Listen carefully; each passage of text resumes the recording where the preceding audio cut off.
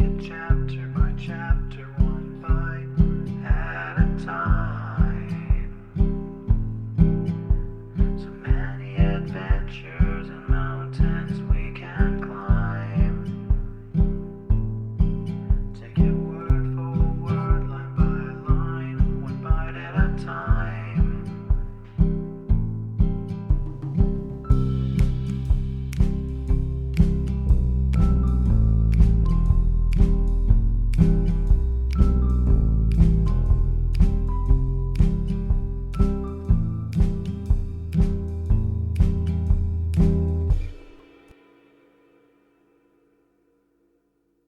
Welcome to Bite at a Time Books, where we read you your favorite classics one bite at a time.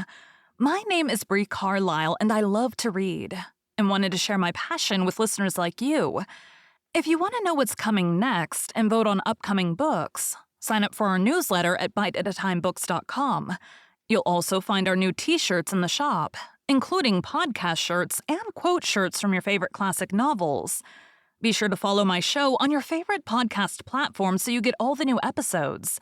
You can find most of our links in the show notes. But also our website, biteatatimebooks.com, includes all of the links for our show, including to our Patreon to support the show, and YouTube, where we have special behind the narration of the episodes. We're part of the Bite at a Time Books Productions Network. If you'd also like to hear what inspired your favorite classic authors to write their novels, and what was going on in the world at the time, check out the Bite at a Time Books Behind the Story podcast, wherever you listen to podcasts. Please note, while we try to keep the text as close to the original as possible, some words have been changed to honor the marginalized communities who've identified the words as harmful, and to stay in alignment with Bite at a Time Books' brand values. Today we'll be continuing Pride and Prejudice by Jane Austen. Chapter 15. Mr. Collins was not a sensible man, and the deficiency of nature had been but little assisted by education or society, the greatest part of his life having been spent under the guidance of an illiterate and miserly father. And though he belonged to one of the universities, he had merely kept the necessary terms without forming at it any useful acquaintance.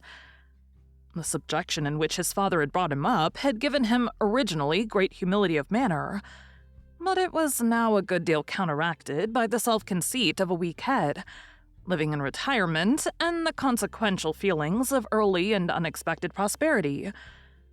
A fortunate chance had recommended him to Lady Catherine de Bourgh when the living of Hunsford was vacant, and the respect which he felt for her high rank and his veneration for her as his patroness, mingled with a very good opinion of himself, of his authority as a clergyman, and his right as rector, made him altogether a mixture of pride and obsequiousness, self-importance and humility.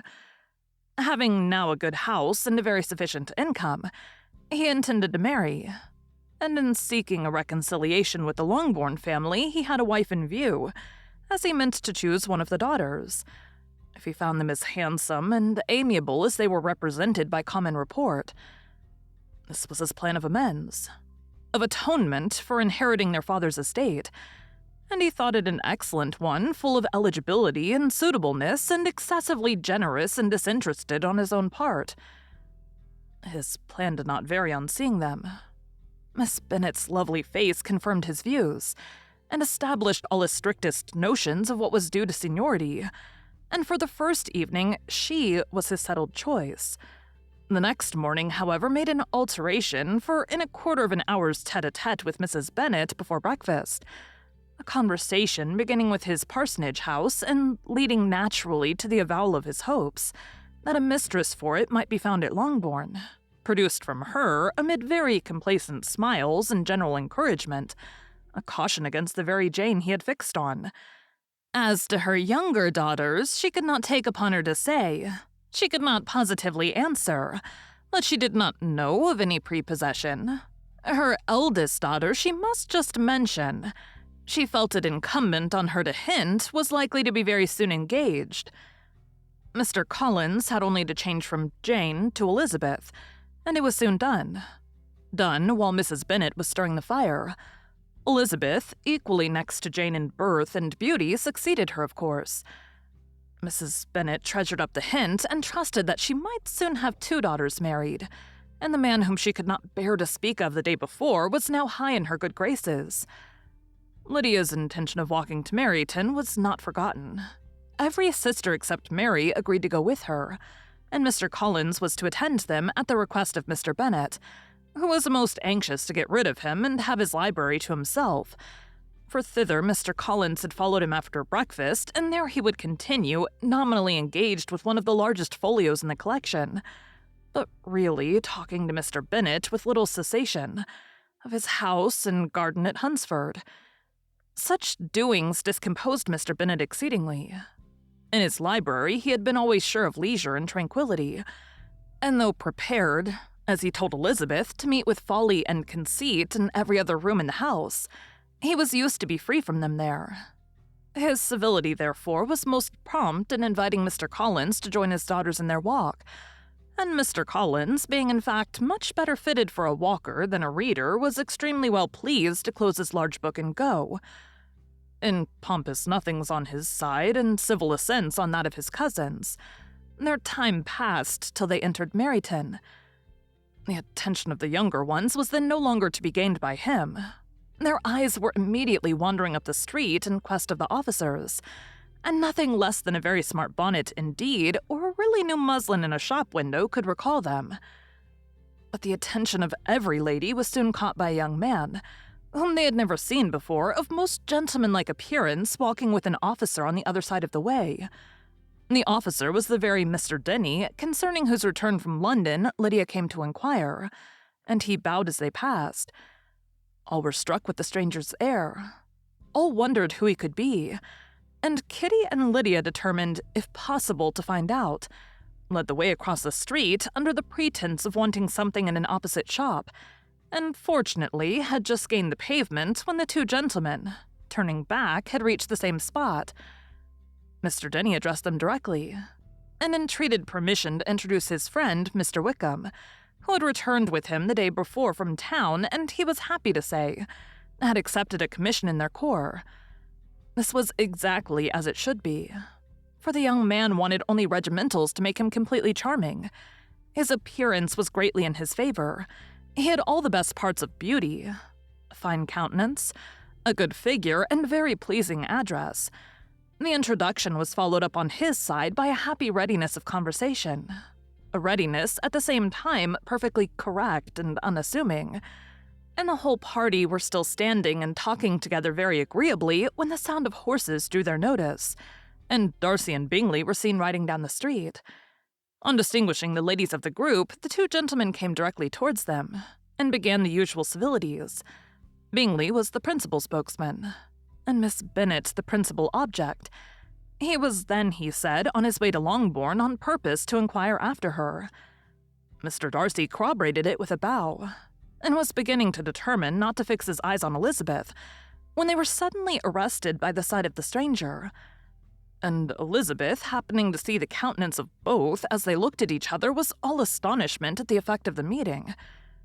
Both changed color. One looked white, the other red.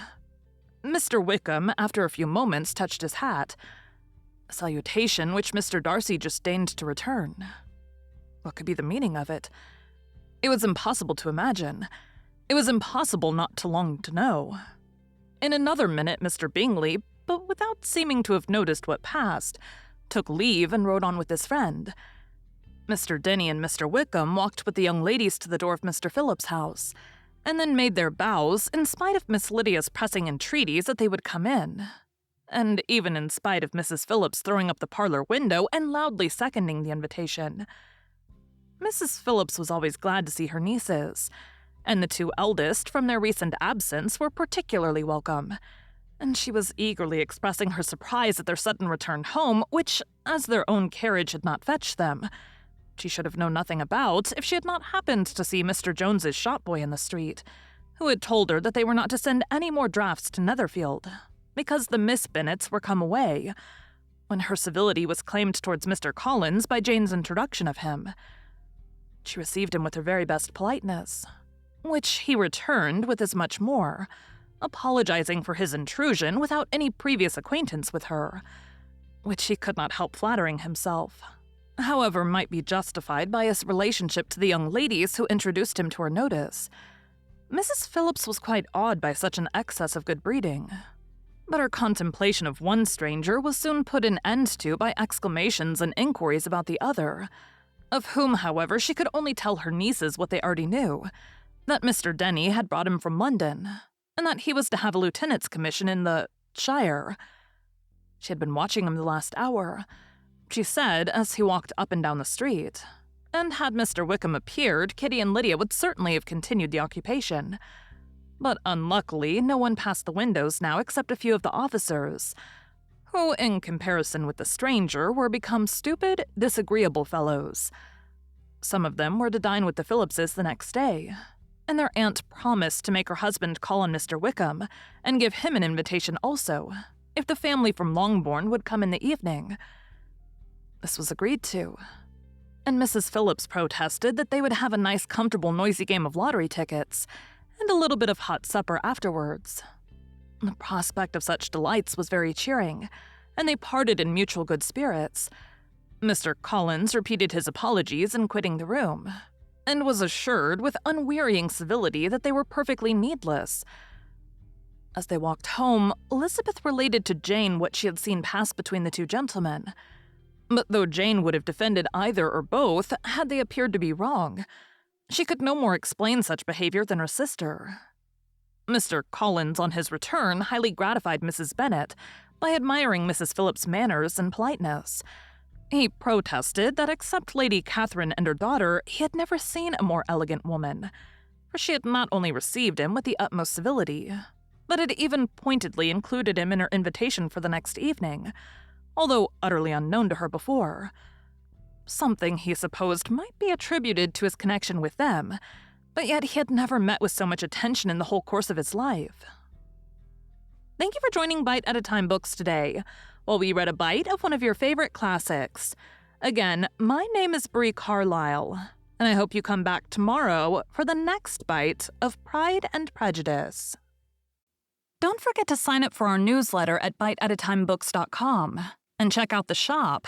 You can check out the show notes or our website, biteatatimebooks.com, for the rest of the links for our show. We'd love to hear from you on social media as well.